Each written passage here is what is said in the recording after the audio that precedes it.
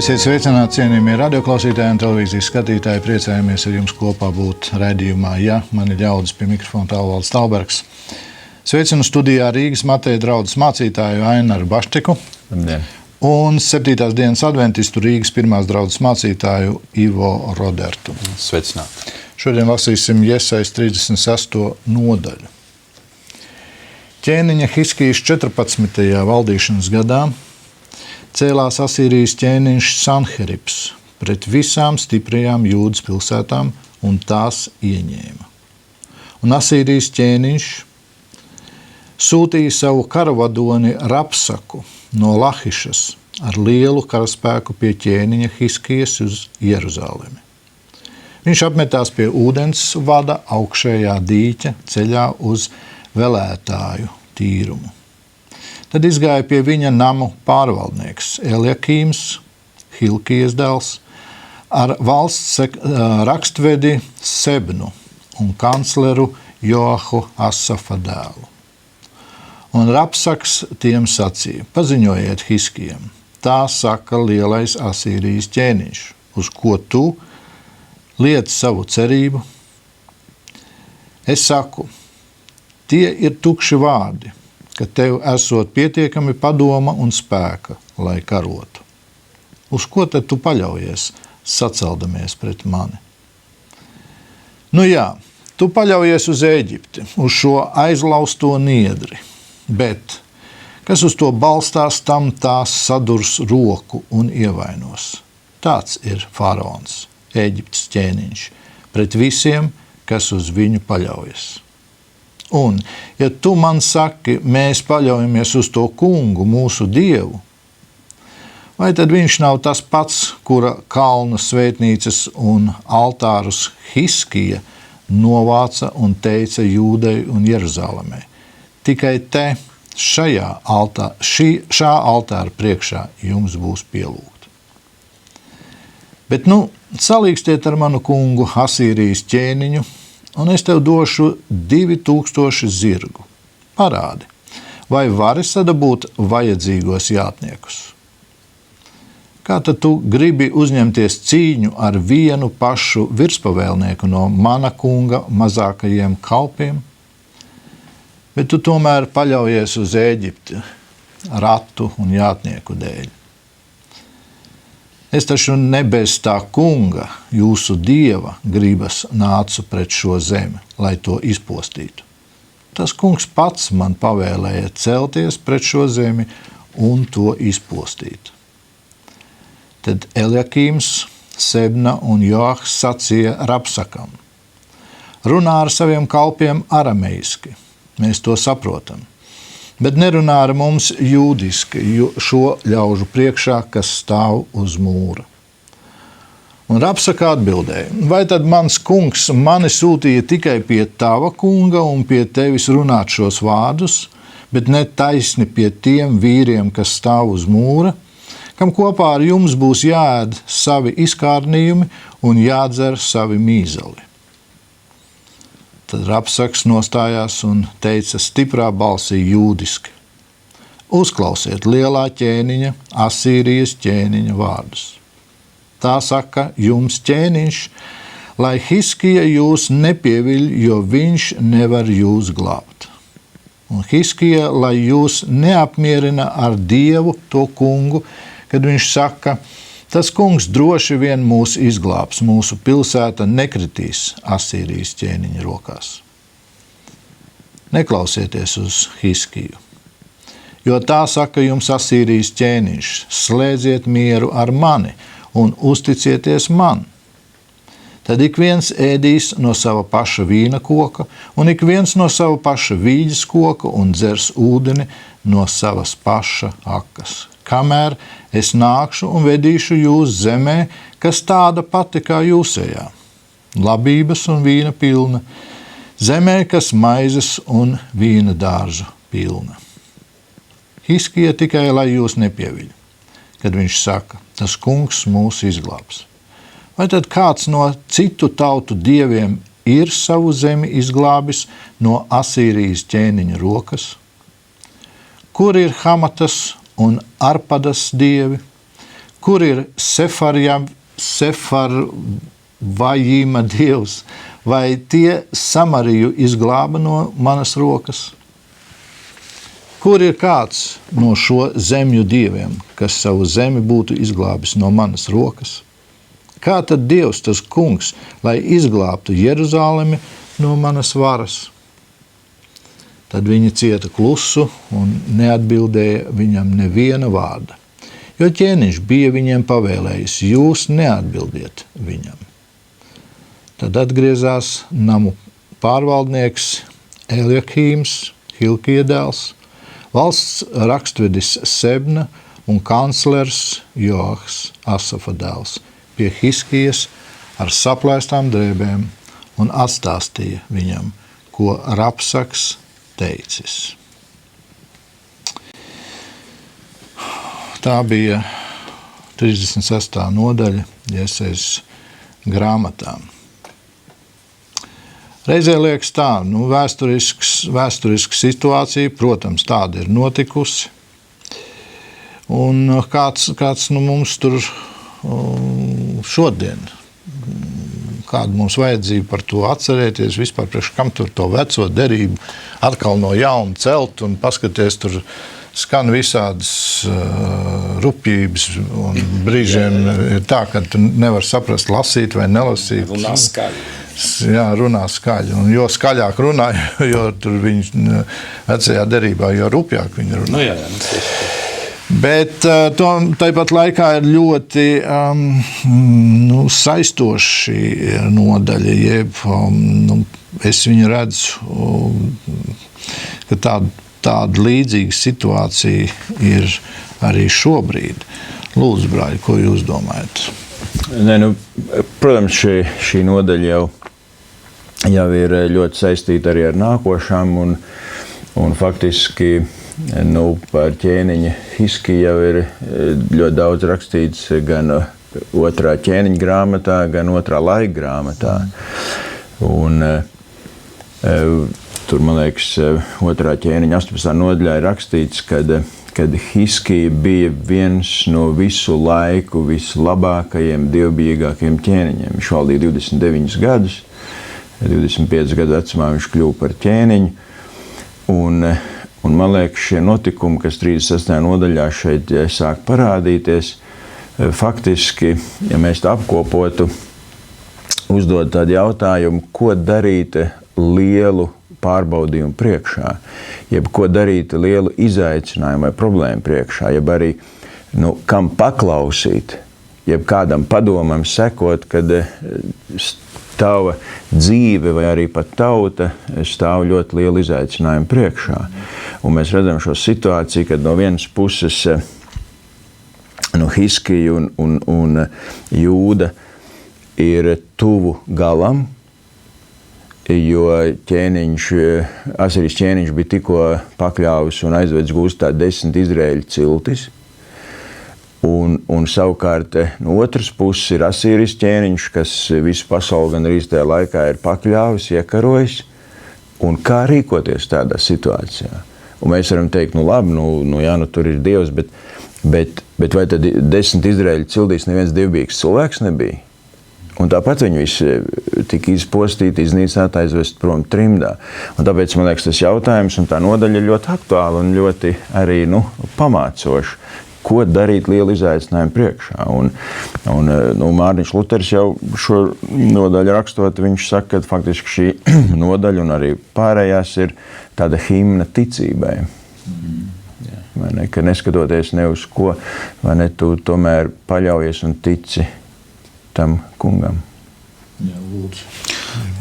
Es varbūt vēlreiz pakāpieties atpakaļ pie tā tava jautājuma par to, kā tā vecā derība un vai vispār ir vērts to skatīties.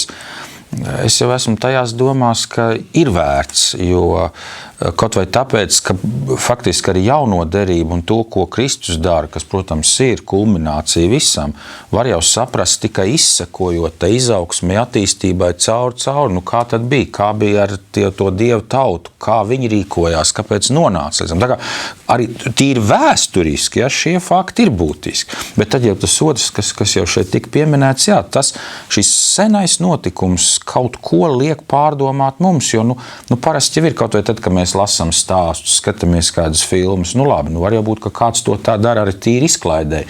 Man gan patīk tās, vai filmas, vai stāsti, kur liek domāt, kur liek man uzdot jautājumu, bet kā es tur rīkotos tajā situācijā?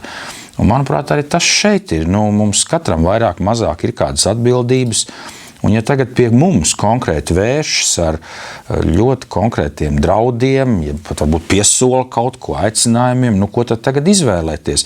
Jo plus jau vēl tam, ko tu teici, ir jau klāt tas, ka arī ne jau tikai tās 10 ciltis ir iekarots. Faktiski ir jau atnākts līdz Jeruzālemei. Tad arī pat Jūdejas, tās pārējās pilsētas, tās jau ir kritušas. Vairs tālāk nav kur atkāpties. Viss, ja tagad šī cīņa būs zaudēta, tad arī viss ir cauri. Tas ir pēdējais, nav vairs kur. Un kā lūk šādā spriedzes brīdī kādas lēmumus pieņemt? Tas 4. pants jau neko, ko mēs šeit lasām, jau beidzās ar šo jautājumu. Uz ko tu lieti savu cerību? Uz ko tu lieti savu cerību?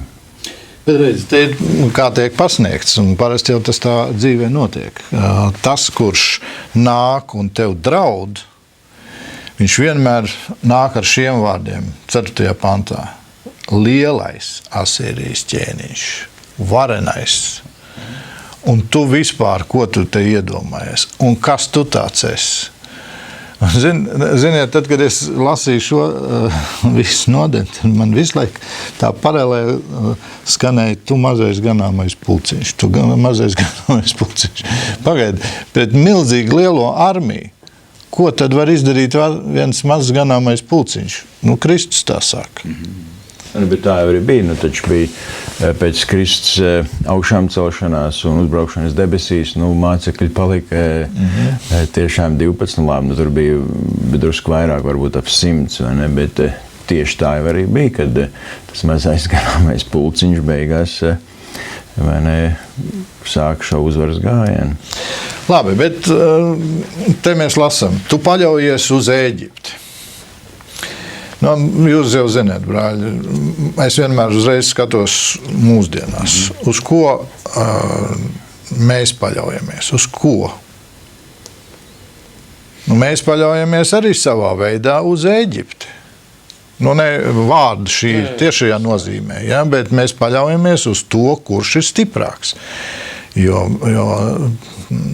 kad mūs aizstāvēs, mūsu debesis aizstāvēs, mūsu zeme aizstāvēs. Mūsu pazīšanās, mūsu attiecības, mūsu varbūt līdzekļi, mūsu resursi. Mums taču daudz kas ir. Es tev saprotu, bet kā rīkoties mums? Domāju, šeit jau arī ir drusku varbūt jādomā par to, kas tiek vispār iznīcināts. Un šeit jau tas konteksts, tajā pirmā brīdī liekas, labi, Jeruzāleme kritīs, vai ne? Cilvēki tiks aizvesti prom trimdā vai viss nopostīts, un protams, tur ļoti spilgti ir tie salīdzinājumi, kur 12. pantā vai ne, ir tie neķīstrie vārdi. Ja jūs nepadosties, tad faktiski jums nebūs ko ēst, jūs būsiet pilnīgā bedā.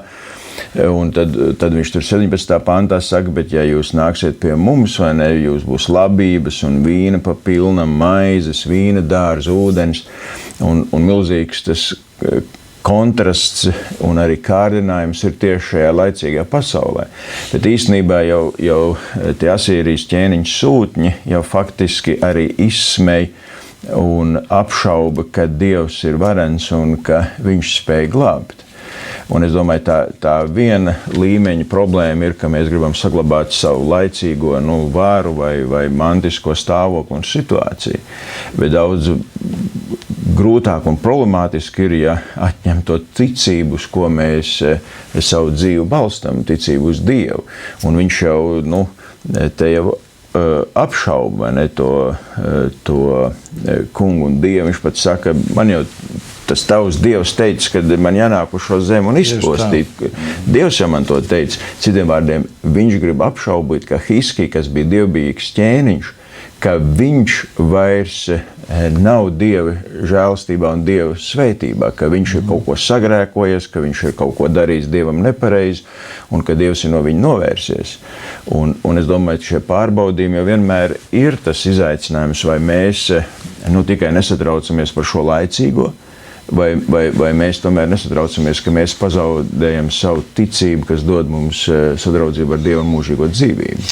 Tas ir ļoti, ļoti brīnišķīgs jautājums, ja punkts, pie kā es ļoti gribētu, ka mēs apstājamies. Jo nenoliedzam 10. pants, es taču ne bez tā kunga jūsu Dieva gribas nācu pret šo zemi. To, ko saka pretinieks. Fakts arī tāds, ka tiek iznīcināts, tiek sodīta pat Dieva tauta, un to dara pareizi. Un to dara arī, labi, varbūt varenākas tautas. Un mēs iepriekš jau esam lasījuši entās reizes, kur Dievs citu tautu lieto kā rīksti pret saviem bērniem pat. Tagad tas jautājums ir, kā to atšķirt? Vai tas ir patiešām patiesība, jeb kas mums kā Dieva bērniem ir jāņem vērā?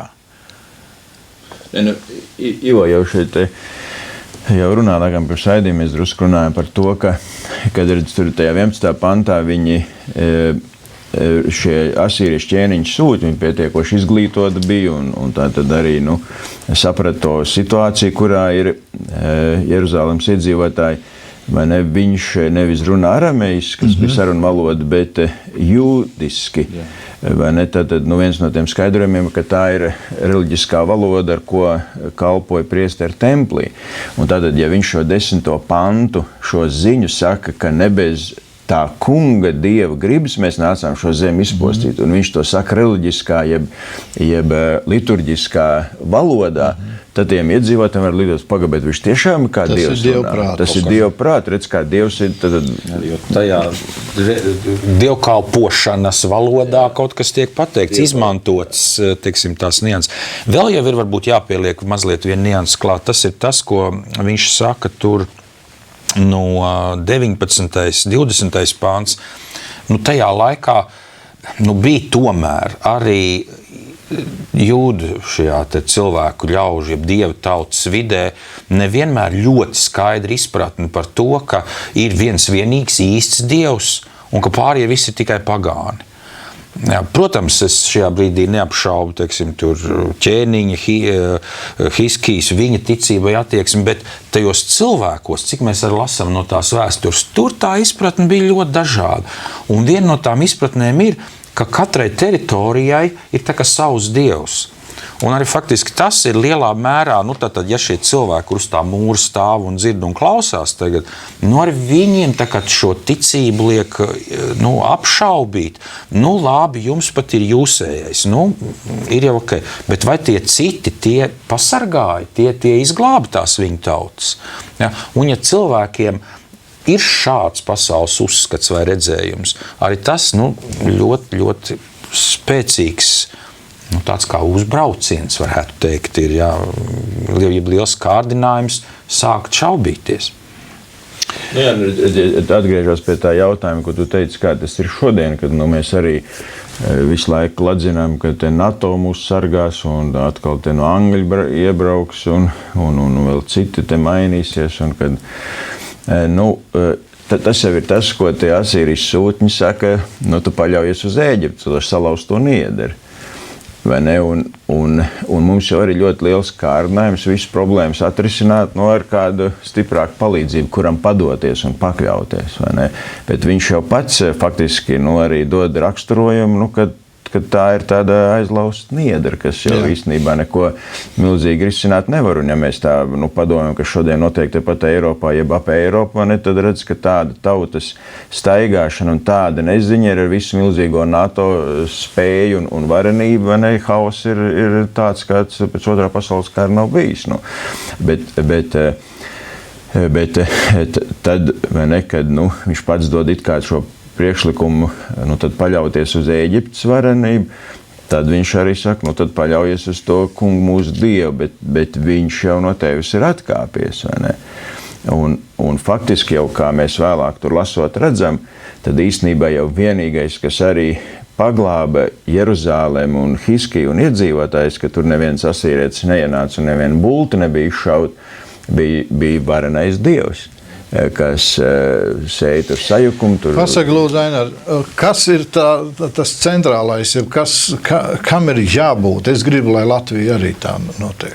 Es domāju, šeit jau tas ceļš ir, bet vai ne, tad, kad tie sūtņi, viņi jau saplēs savus drēbes, viņi aizgāja pie Hiskija, un Hiskijs, kad to derēja, viņš arī saplēs drēbes, uzvilka sēru drēbes, gāja tā kunga namā. Ļoti skaidri, vai ne, tu ārēji un iekšēji vērsies tikai pie Dieva, tu vairs nesūti, vai ne, tur nots, jeb sūtņus uz Ēģiptu vai Asīriju. Pēc tam viņš jau bija ziedojis tiem Asīrijas ķēniņiem, viņš bija noplēsis no tempļu zelta tās apšuvumu un tur sudraba devus un jau it kā jau, un te mēs redzam, ka tu jau tam ienaidniekam var it kā kaut ko dot, lai viņš tev pažēlo, bet viņam apetīte augumā un tas neko neglābi.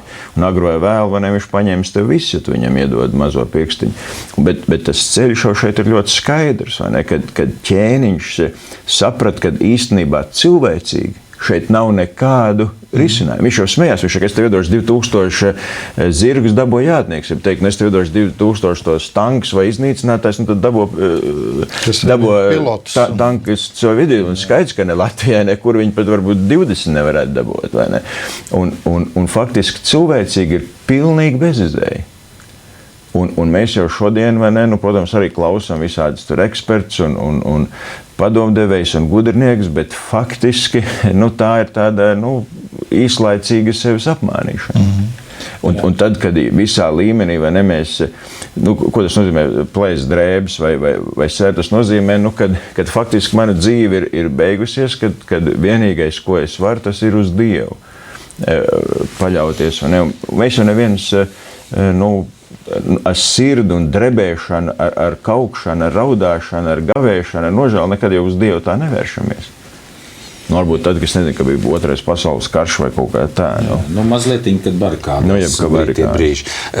Nē, tieši par to arī mans jautājums. Tagad tā, mēs redzam, ka ir slikti. Tā tad ir, kā tu to situāciju raksturoji pat visā Eiropā. Un tagad mēs sēžam te un runājam, un radioklausītājs klausās, skatītājs skatās. Un tad tagad, ko tad mums darīt? Tad mēs esam tie vīri uz mūra, kas stāv un skatās, kā mūsu vadītāji, valdnieki, tad saimi, kā viņiem ir jābūt tiem, kas pirmie plēš drēbes un sāk lūgt un iet baznicā. Ja varbūt arī mēs vairāk varam ko darīt. Redziet, tas jau manā izpratnē, tas jau nav tā, tagad aiziet baznīcā 18. novembrī vai vēl kaut kur. Tas, ka viņš iet uz altāri, ja plēš drēbes, tas nozīmē, ka viņš patiesi meklē Dievu prātu. Ja vēl vairāk, kad viņš grib darīt tā, kā Dievs to grib. Bet mēs jau šodien faktiski ne Dievu meklējam, bet ja arī pat meklējam, mēs jau negribam darīt tā, kā Dievs to nolēms. Vai tas būtu taisnīgi, vai godīgi, vai vienalga, es nezinu. Pastāties, pavisam elementāra lieta par to likumību. Vai ne, kur jebkurš cilvēks vai ģimene vai tauta priecātos, ka mēs varam kaut kādas likumīgas normas, kas cilvēku raksturu un vērtības paceļ, stiprināt, vai ne, tagad viss atceļās, vai ne, ka priekš kā mums vajag likumību, vajag to mazināt, vai ne, izsmēj visdažādākos veidos. Un tas jau nenozīmē, ka tagad iet baznīcā vai kaut kādos tur pāris dievkalpojumus piedalīt, ka kaut kas risināt. Tā problēma jau ir, ka mēs negribam pildīt, un kristieši jau savā būtībā arī, vai tad viņi nezina? Vai mēs kaut ko nezinām fundamentāli, ko Dieva vārds vai Dievs mums ar Dieva vārdu prasa? Mēs ļoti daudz un visu zinām. Tā problēma ir, ka mēs nedaram. Jā, te ir tieši tas jautājums, kas man ļoti satrauc. Ka, paskatieties, tur jau ārpusē ienaidnieks zināja to, kad redz, kur šī tauta paļaujas uz to kungu, ka ķēniņš nepārtraukti savu tautu iedrošina. Viņiem tas izskatījās, it kā jūs tur naivi tur iemidzināt to tautu, ja? Bet ķēniņš saka, tas kungs mūs izglābs. Paļausimies uz to kungu. Tas ir Aināra Tusēcība. Redz, kur meklē tā kunga prātu, meklē tā kunga. Un tas jautājums, kas man satrauc, pilnīgi pareizi. Kas šodien meklē tā kunga prātu Latvijā? Jā, dievnamos ļaudis, bet vai viņus dzird? Vai viņus redz? Jo saprot, paskaties, iet uz priekšu ar vien vairāk un vairāk un vairāk. Pilnīgi pretēji Dieva prātam, Dieva gribai, tas, ko Dievs ir sacījis. Pilnīgi viss iet pretēji. Man laikam, es parasti mēdzu būt optimistisks, bet pašlaik tā nots ir diezgan pesimistiska. Kas šeit notiek? Tad, mēs tā kā jau mazliet pateicām priekšā, tad šajā gadījumā viņi paļāvās uz kungu, un arī kungs izglāba. Bet ja mēs skatāmies tur vēsturē tālāk uz priekšu, kas notiek vēl pēc kāda laika? Diemžēl atkal. Pēc labā ķēniņa nāk cits. Dēls atkāpjas no Dieva. Šī Dieva noliekšana, atkāpšanās iet vēl tālāk vairumā, kamēr tad jau nāk Jeremija, kurš saka, ziniet, ir pienācis brīdis, kad vairs pat nebūs glābiņi. Visam traģēdija. Ļoti labi. Un te es arī gribu redzēt visu pozitīvu. Es skatos caur ticības prizmu pozitīvu. Jā. Paldies, savādāk nevar. Es tev iedrošinu, bet tāpat laikā paskaties, redz, kur nāk cilvēki, un visu to dievbijīgo vienkārši tā samīts kājām, nostaigā vienu varavīksnes gājienu un samīts kājām, nostaigā vienu office ceļu, jeb ministriju ceļu un izdod likumus, kas visu samīda kājām, pat visaugstākos mūsu likumus satversmi. Tas viss tiek naturāli izsmiets, izņirkts. Bet tad, kur ir tā paļaušanās? Uz ko tad mēs paļaujamies? Un te ir gandrīz, man jāsaka, ir tā, ka redz, kur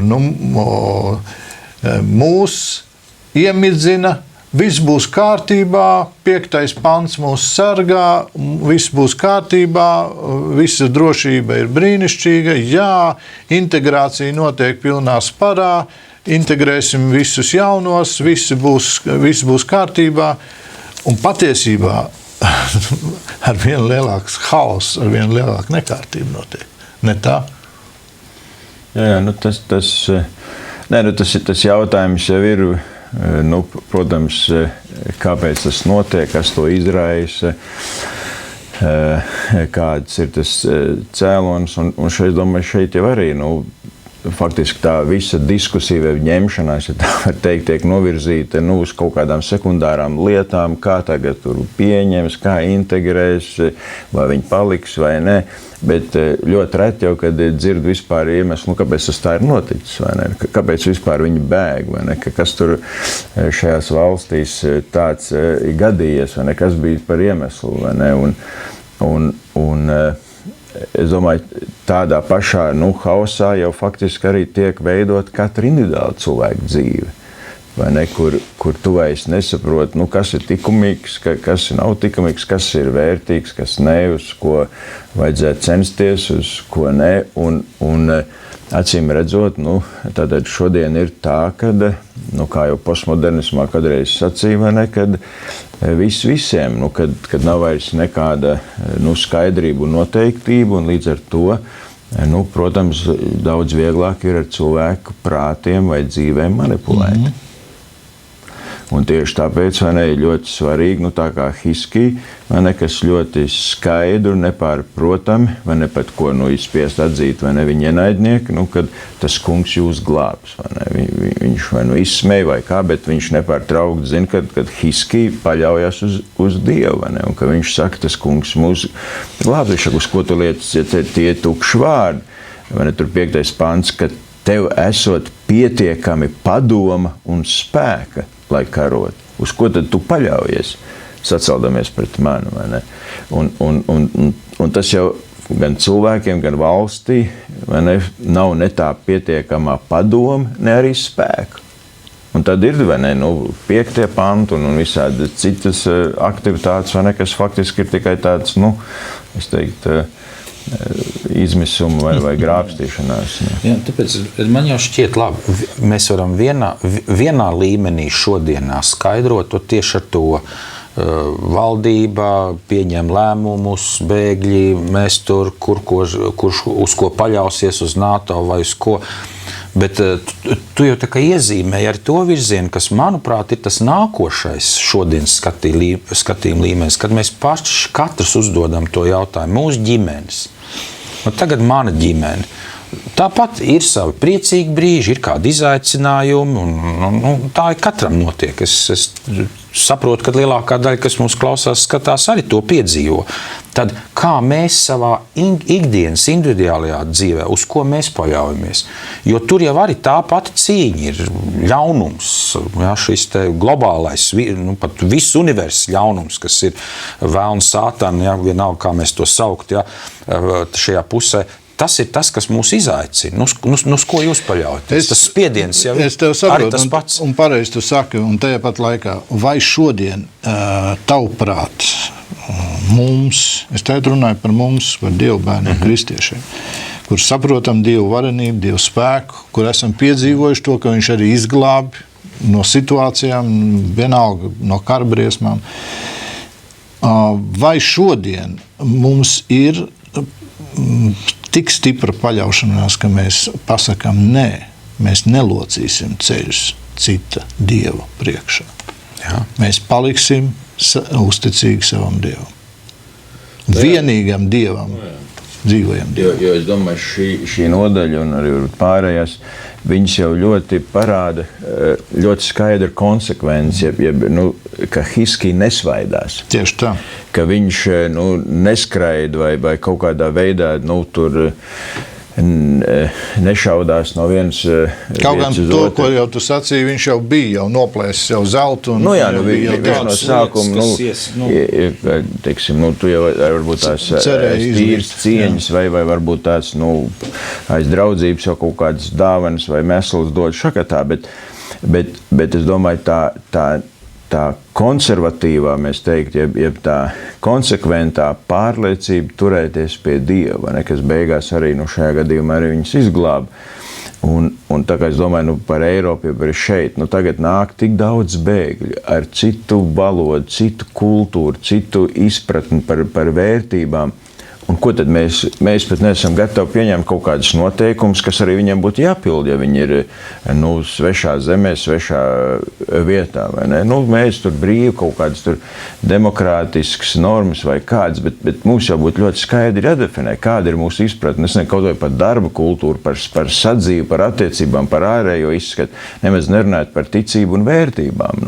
Un es domāju, šis tad tiešām būtu pagrieziens, labi, jūs nāk šeit, bet šeit ir kristīgā Eiropa, šeit ir kristīgā Latvija, mūsu pamatvērtības uzskati ir tādi, un tad to mācīt bērniem skolā vai tautā, un tad mēs varam integrēt. Kā mēs varam integrēt, ka mēs paši nezinām, kas mēs esam? Labi, bet kaut vai pirms bēgļiem.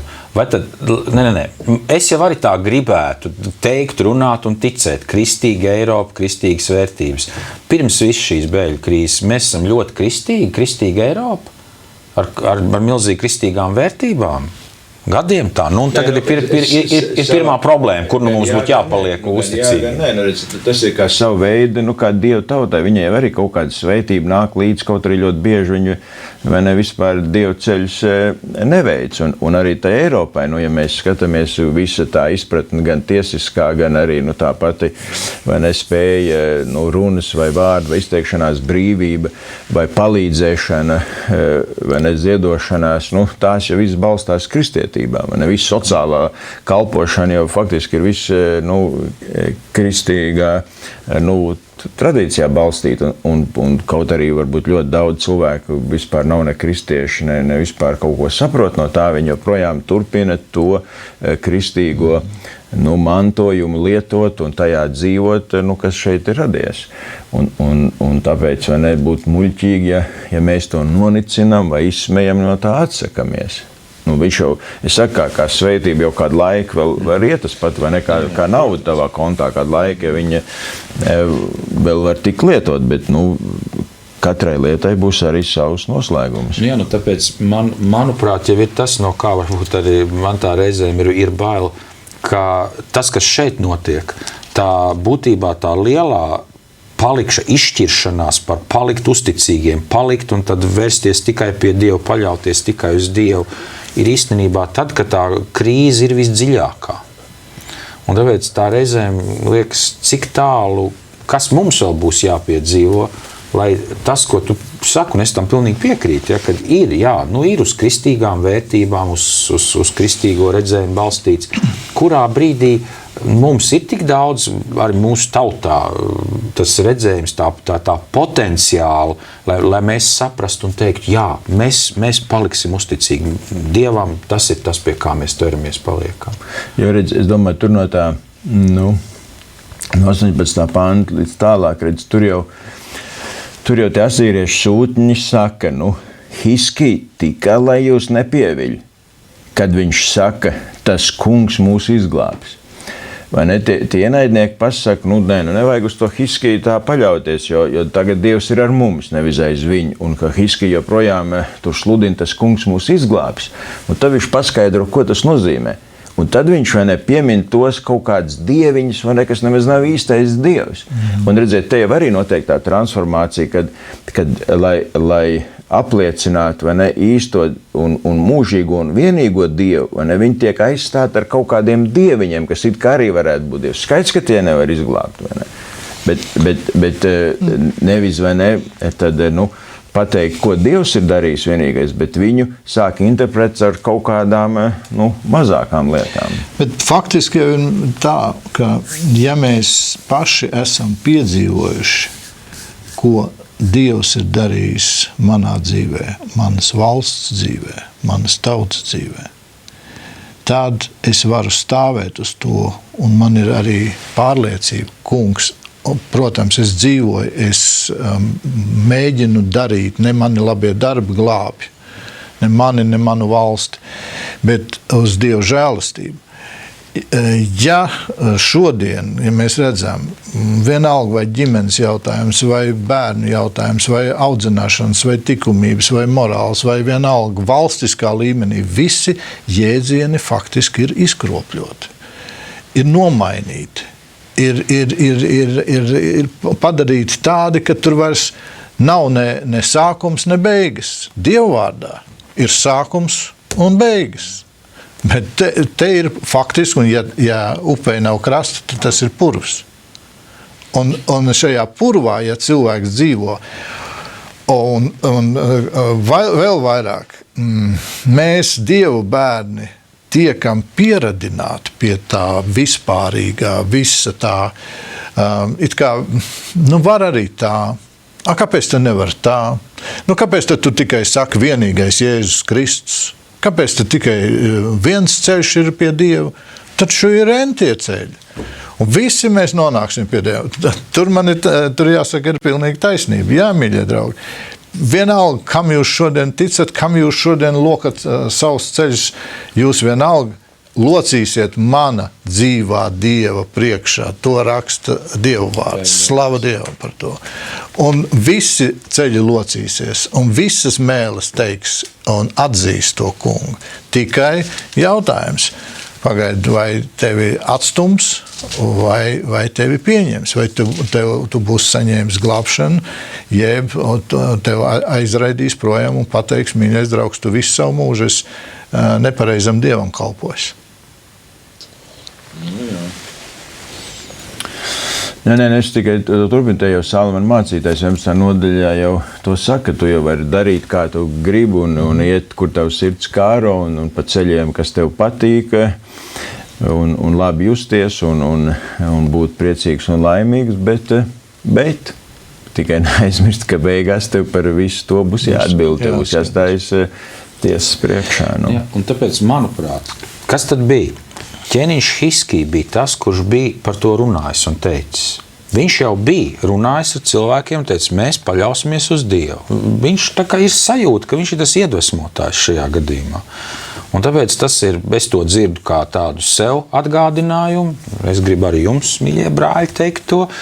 Tas ir kristīgā radiovieta, tas ir mūsu darba biedru, kolēģu, mācītāju uzdevums, katra kristiešu uzdevums būt tiem tā kā tas Hiskija tajā brīdī un apliecināt un teikt, uz ko tad mēs varam paļauties. Es domāju, tas, kas pie tā mūra tur notika, tas jau būtu tā kā šodien masu mēdī faktiski, tāda ideoloģiskā vai ne fronta, jo kā viņš uzrunā cilvēks un ne tos tuvākos, viss, kas to tautas viedokli pārstāv vai ietekmēs. Vai ne? Un tā kā tie klausās, ka tagad būs kaut kas milzīgi citādāks. Un tas izaicinājums ir tik briesmīgs, vai ne? Un tie salīdzinājumi tik radikāli, ka tur, es domāju, loģiski domājuši cilvēks jau teikt, tiešām jums jāsāk kaut ko darīt. Bet tad tur, vai ne, tajā 21. pantā, tie ciet klusu neatbildēja viņam nevienu vārdu, jo ķēniņš viņiem bija pavēlējis, jūs neatbildiet viņiem. Vai ne, tā kā viņš jau bija prognozējis, ka viņi nāks un mēģinās apdullināt vai apvārdot viņus ar kaut ko. Un tas faktiski liecina atkal to, ka nevajag iesaistīties vai ne, kādreiz kaut kādās neauglīgās diskusijās vai kā. Vai ne. Iespējams. Bet tāpat laikā piekritīs. Mēs esam palikuši ļoti tādi nevarīgi, kūtri, negribīgi, kur mūsu, es nebaidīšos teikt, pat ticības pārliecību apspiež, un mēs stāvam klusu. Bet šeit jau redz, tā komunikācija, tā runa gāja starp tiem augstākā līmeņa cilvēkiem. Protams. Un viņš neļauj, lai tā diskusija, tas rezultāts tiktu pieņemts, vai ne, it kā varbūt vienkāršā tautā, kur varbūt tās tur sāk izšaubīt vai netik pārliecināt, kā varbūt tas ķēniņš viņu padotē. Mēs turpināsim lasīt nākošajā nedēļā, ja tas kungs mums to atļaus. Ļoti laba rakstvieta. Paldies, brāļi, jums. Paldies par domām. Un šeit ir tas jautājums, vai mēs esam gatavi pastāvēt līdz galam. Jo ir rakstīts, tie, kas pastāv līdz galam, saņems vainagu, godu balvu. Tur ir daudz, kas ko saņems. Un tas nozīmē līdz galam. Hiskija palika līdz galam. Te man ir, es to sev uzdodu jautājumu, vai es esmu gatavs pastāvēt līdz galam, pat līdz tādam kaut vai tādai situācijai, ka es saplēšu savus drēbes, un kad es pazemojos tā kunga priekšā un parādu, man nav vairs it nekā. Vai es esmu gatavs, jeb es citu varbūtību es nemaz negribu izskatīt. Kungs, kaut mēs būtu gatavi, dara mūs gatavs, dara manas brāļus, dara mūsu tautu gatavu, kas mēs esam no Dieva aicināti. Visi tāpatās nav gatavi. Šodien ir tā problēma, ka ļoti daudz maldās nezina, uz kur pusi skriet, uz kurā baznīcā iet, kādu Dievu pielūgt. Konvertējās, lēkā no vienas konverts uz otru un atpakaļ. Un meklē to pareizāko ceļu. Paliec uzticīgs tam kungam, un viņš tevi patiešām izglābs. Paldies, lai Dievs jūs bagātīgi svētī. Tiksimies pēc nedēļas, ja tas kungs mums atļaus. Visu labu!